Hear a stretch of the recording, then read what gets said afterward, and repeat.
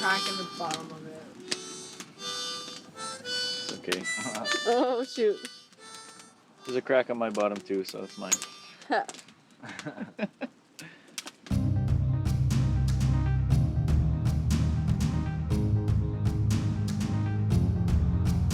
6 strangers must return to the wilderness, paddling the old trade routes of their ancestors in northern Ontario.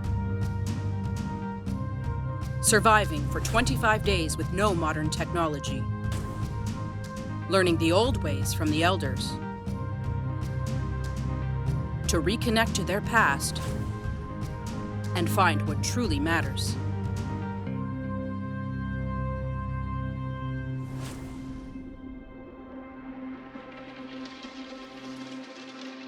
Most of the adventurers wake thankful.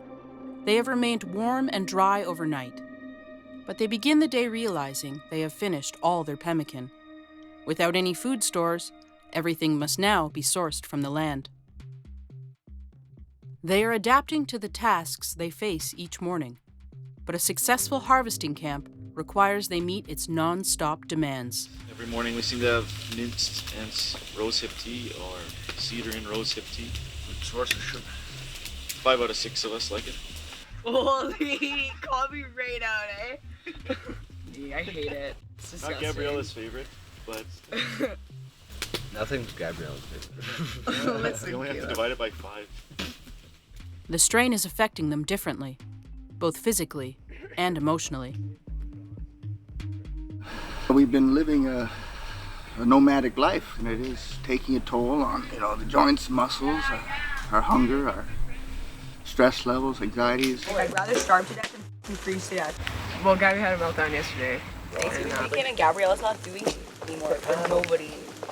Just kind of brought the whole attitude of the group down a little bit. Gabby's behavior and personality, I guess, are a little much at times. It's not like we're the kind of people who are going to exile anyone or anything. It's not the kind of show where you can vote someone off the island. So we try to calm her and assure her that she can make it, everything's all right.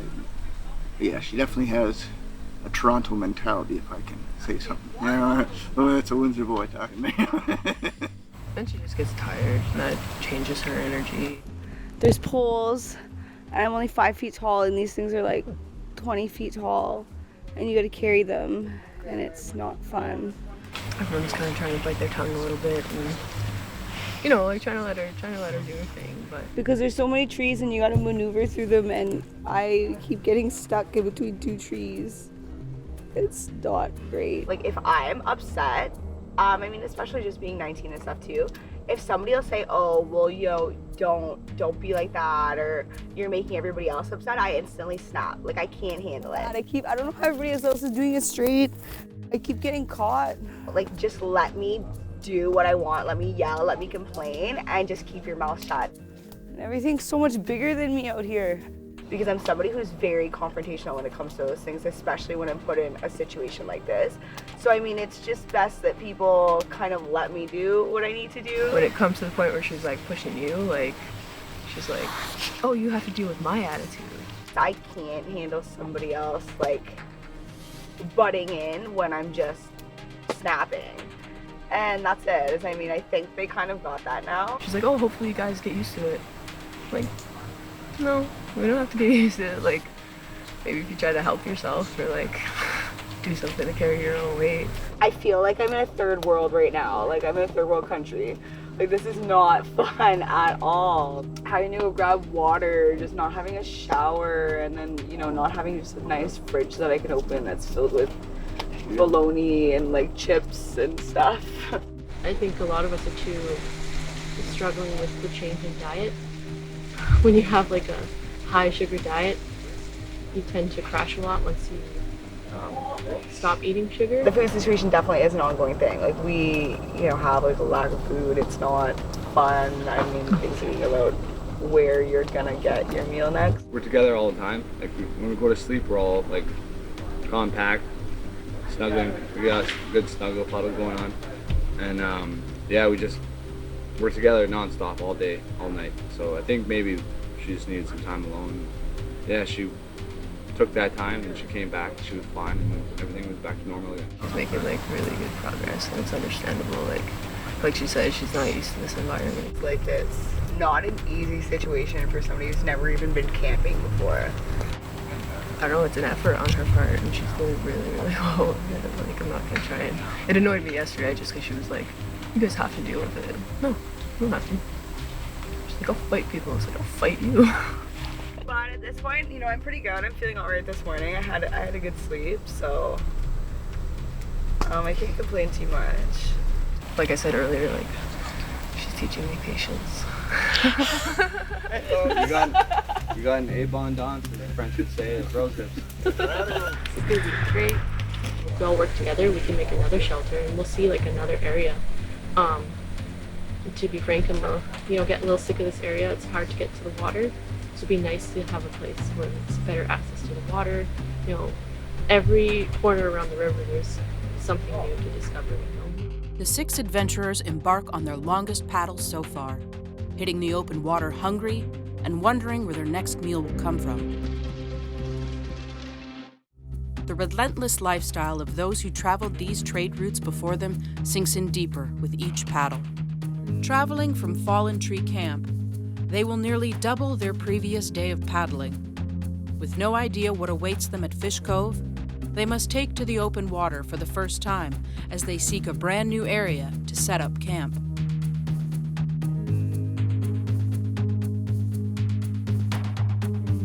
Today my paddle was a little wet. We had a couple holes in the canoe, which me and Brendan got soaked, like super soaked. We didn't flip, we didn't sink, so that's a win in my book. That's why I'm making this, to dry out my socks. After days with minimum rations, the hours on the water has left them low on energy and desperate to source food. But the elders have taught them a sturdy shelter is their first step to success. Getting the shelter up is definitely my favorite thing, and like hunting, even though I haven't caught anything yet. Using the canvas gifted to them by Elder Caleb Musgrave during their previous camp, they apply his teachings to build a cone-shaped wigwam, also known as a teepee. And this is basically like a mix of a lava, a lean-to, and a wigwam. This is a very... No. A little bit more on the inside. Perfect. A leaf.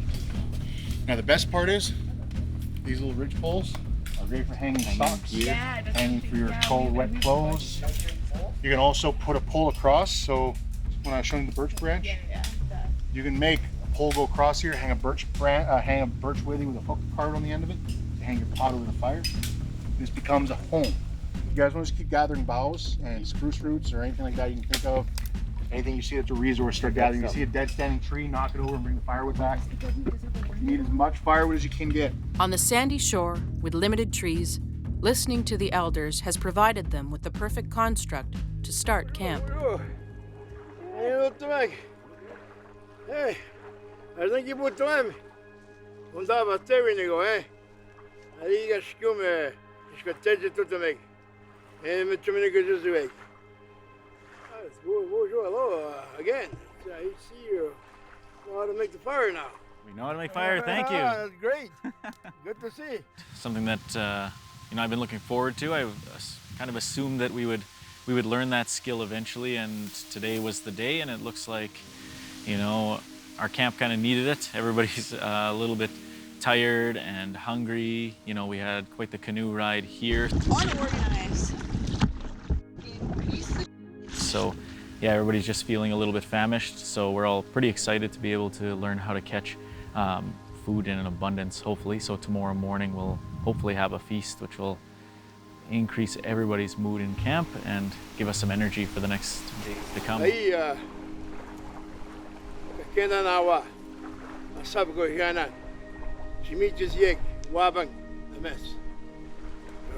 we will show how to make a net. So that way we can have fish to eat tomorrow. Follow me. Wait to get shaman. How? I'm very. Come follow me, my subgo. We're gonna make a net here. I'm very. Let me know. Let's back to. Oh boy. All right. I want where? tuck it in this rope. You go to Mukaman, cut the length of the rope. Elder Charles guides the adventurers in the traditional method of tying their own fishing net from jute twine. What you do is you get a rope, you get the right side and the left side of the rope and you tie it.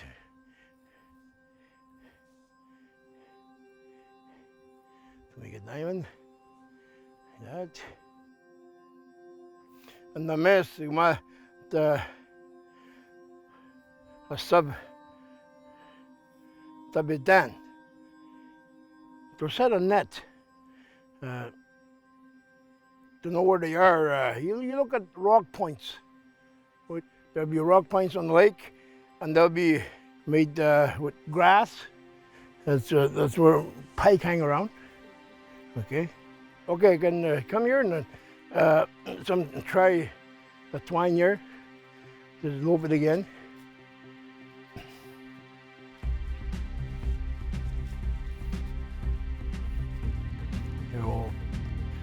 There after why me not open after that, you make your diamond. Here's your diamond, okay? That's how big you want? Yes, usually you need 3 2-inch mesh, but this here is about 5 and 6 inches because West Catch, long time ago, the fish were big. They were big, good size virgin fish. They were big, and like today, we're overfishing the areas where we are, and and they're getting smaller and smaller. So not enough time to grow. Okay. So should we make it smaller than that then? No, me. That's good. I'm pretty confident we'll get something, and once we check it in the morning or something, I'm bound to catch something. So I'm looking forward to it, and it'll be a nice fish fry anyway. I don't even necessarily like fish, but I'm hungry, so fish sounds pretty tasty right now. Okay, ayun kayo siya. Sabot yung nando magigiya pagitoing kumasay kaning. I'm gonna go get the net that we have here. It's a gill net. I'm gonna find a location on the lake here where we're gonna go set it. I'm gonna do by nab, and the gauge just and get and I'll find a place where we can set it. I'm back, I'm back. Oh my, try that. Just the diamond. How do you tie it? Yeah. How do you tie it? Passing on his lifetime of experience, Elder Charles instructs them on the best areas to set their net in lakes or rivers. Although simple, this traditional method will only be effective if they continue to work together, expanding and lengthening the net. The toughest thing for me is my own confidence in what I'm doing. Like, I do have a lot of experience doing what I'm doing. But not like a lot of experience, I'm not gonna lie and say like I'm really, really good at anything. But when other people take the lead on stuff, I usually just let them. And I'm like, okay, well, just you're good. Like, you can take the lead on that, and I'll just do what you want me to do, sort of thing. And then I kind of find myself being like, what do I do here other than, you know what I mean? Like, what's my skill here? Because they ask in interviews like about other people, like, oh, what's this person's skill? Like, Tim's been super, super patient. He's like, he helps people learn. He doesn't, I don't know, he doesn't judge people for stuff like that. So he's a really cool, like, paddle partner to have. So, and it's good for me because I'm not really good in the canoe and anything like that. So he's really shown me a lot of patience in that regard. And Caleb's just like hilarious. He brings the mood up like no matter what. He always has us laughing. And Brendan's just, his stories are incredible. Like, stuff that he does, like, with his work, his smithing and all that stuff. Like, he's teaching us about stones, like things I never knew. Michaela is just out of this world, man. She's crazy. Like, she does so much work. She has so much experience. She's kind of become like almost a leader. Like, she does. We kind of defer to her and stuff. Like, we find the thing, we're like, oh, can we use this? And then it's up to her whether we can or not. And she works the course. She's going all the time, like, just working, where other people are like, oh, well, just take a break. She'll still be chopping wood or whatever. But that's the thing too. She needs to learn how to defer like tasks to people and not take on the full workload for herself. So I think that's a skill she's gonna have to learn, is how to, one, be more confident in herself, and two, learn how to pass pass jobs on to other people and let them like help her carry the work a little bit. As their skills and responsibilities grow, these 6 strangers are starting to find their roles, and unexpected friendships are beginning to flourish as the adventure takes shape. Sunset is closing in, and the essential work of the camp needs to be completed.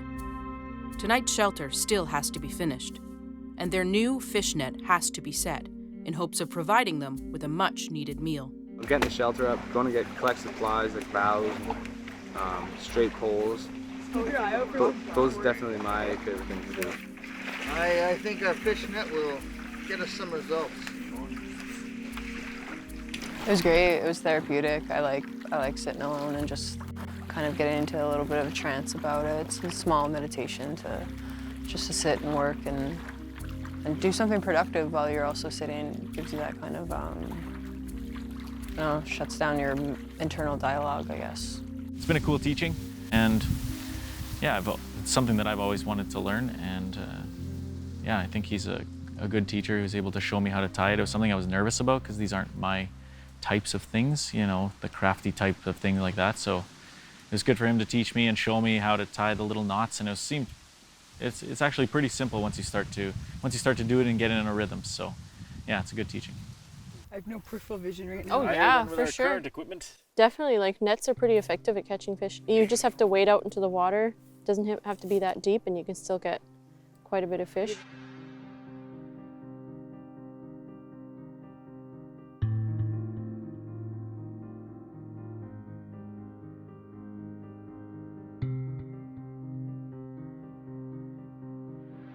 Michaela and Caleb jumped in the boats and they were able to set up the net in some better water just off the shores here. They just climbed right in. I guess it wasn't working inside the boat, so they had to jump outside of the boat and pound the stakes in and set the net.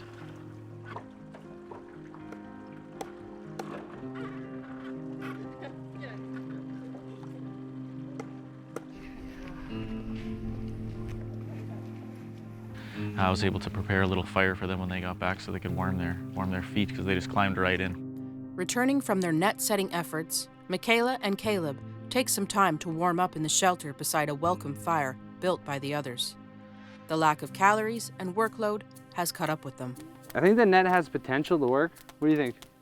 I think it has potential. It's just not quite long enough yet. No. Yeah, we're going to work on it a bit more. We're going to attach a bit longer of a net. Yeah, we'll probably get like choose a weedier spot. Yeah. On a more of a pointed part of the water, so I think that it'll be more effective that way. Mhm. Yeah. I'm just really tired. Yeah, you got that really like groggy feel, eh? Yeah, I just feel so groggy. My brain hurts. But it's definitely settling in. Like the workload is immense. You either do the work and have a good night's sleep, or you don't and freeze out and don't eat. So evens itself out. And that's kind of really what I just do. I just work so I can go to have a good sleep. Yeah, yeah. I just want to be warm at night and have food in my belly. So. Yeah. Just so much to do, so little time. Yeah, because like the first part was finding our roles, but now that we're like kind of nestled into our roles now, so it's pretty sweet. Mhm. We haven't even gotten like in any arguments either, because no, we kind of just go with the flow. Yeah, we go with the flow, and we're more or less just kind of we got a common goal, and we don't want anything to get in the way with that. So I think that's why we work so well together. And there's really no point in arguing, you know, and getting in each other's face, and just seems like a waste of energy to get mad at each other. Yeah. So, and not having music, which is what I thought I would go crazy without. I actually don't really miss it that much. No. And plus, I always look forward to Gabrielle singing her drum songs. Yeah, I love that. Very peaceful.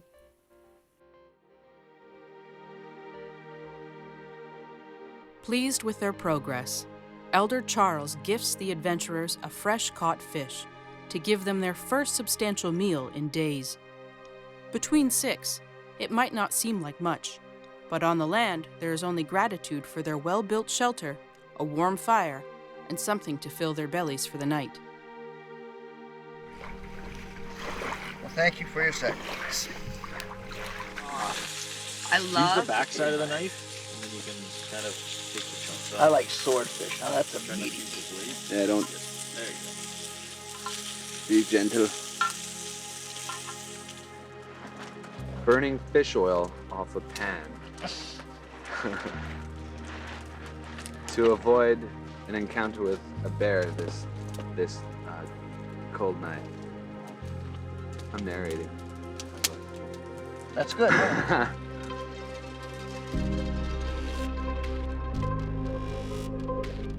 Challenge defines us. Our strengths unite us. How do we move forward when all seems lost? We can lean on our brothers and sisters. Tides will push us. But in every lesson, we find a way to reach tomorrow by connecting to our past. Will you seek the elders before the knowledge is lost?